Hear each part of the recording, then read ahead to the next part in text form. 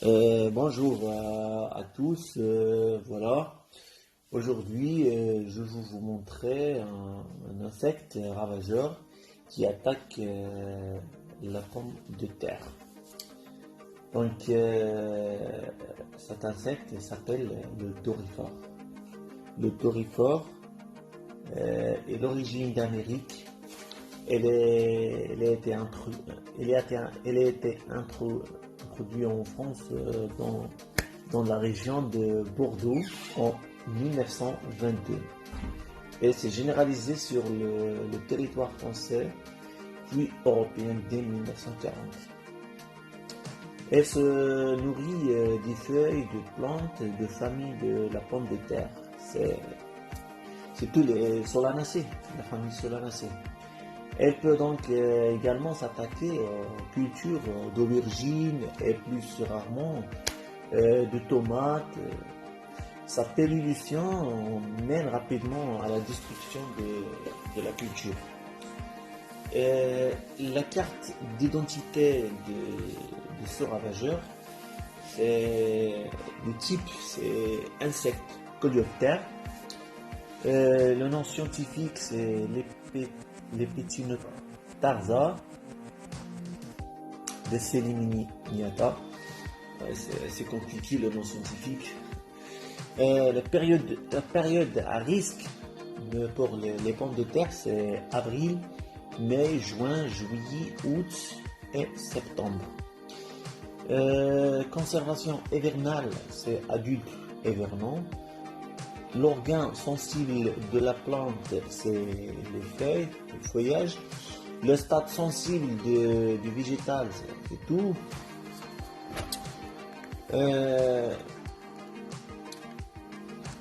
Autres végétaux sensibles, donc c'est tout, les solanaceae, c'est sensible pour ce ravageur-là.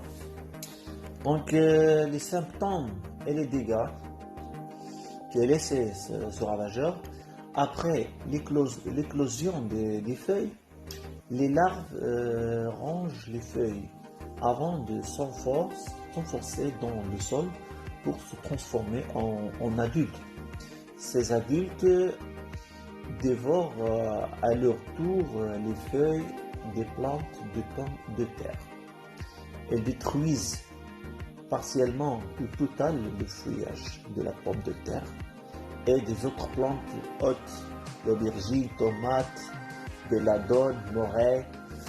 La récolte peut être très sévèrement diminuée en cas d'infestation forte.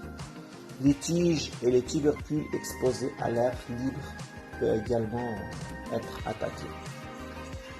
Une larve consomme au cours de son cycle 35 à 45 cm3 de feuilles. Et les adultes peuvent dévorer à 10 cm3 de feuilles par jour. C'est tout, hein.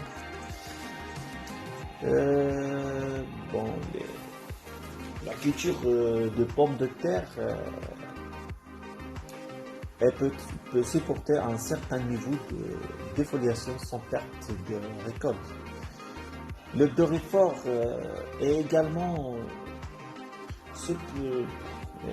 soupçonné de favoriser la transmission de maladies bactériennes telles que la pourriture brune et la pourriture annulaire. En plus de la perte de feuillage des composés glycolcaoïdes toxiques, les solanines et les solanines. Bon. Donc ils sont retrouvés en plus grande quantité dans les tubercules de pommes de terre. Et les pommes de terre infestées. Les pertes de récolte potentiellement très fortes En cas d'attaque précoce, réduction de feuillage entraînant la réduction de la taille des tubercules. En biologie, le doryphore ne peut survivre qu'en présence d'un nombre limité de plantes hôtes de la famille des solanacées, aubergines, tomates, etc.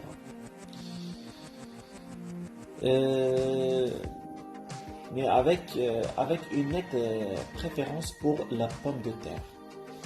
L'adulte hiverne dans le sol à des profondeurs comprises entre 25 et 40 cm. Au printemps, après une pluie et lorsque la température du sol atteint 94 degrés Celsius, l'insecte sort du sol. Elle s'accouple après 2 semaines d'alimentation. La durée de vie de l'insecte adulte est de 1 à 2 ans. Donc c'est trop, hein? Le développement des œufs est très rapide et il leur faut seulement 4 à 10 jours pour éclorer. Les larves parviennent à leur développement complet en 15 jours, puis descendent dans le sol pour se nymphoser. Ce stade dure 8 à 15 jours selon les conditions climatiques. Et la durée minimale du cycle total est de 5 à 6 semaines seulement entre 25 et 28 degrés Celsius. La sortie printanière des adultes enfuis est très échelonnée à partir du mois d'avril. On peut donc trouver dans la même culture des adultes, des larves à tous les stades et des œufs. Les adultes entrent en hibernation fin août et début septembre. Confirmation au diagnostic. Bon, les symptômes ressemblent à ceux observés dans le cas d'attaque de chenilles défoliatrices. Cependant, la présence des insectes adultes et larves limite les possibilités de confusion. Les méthodes culturelles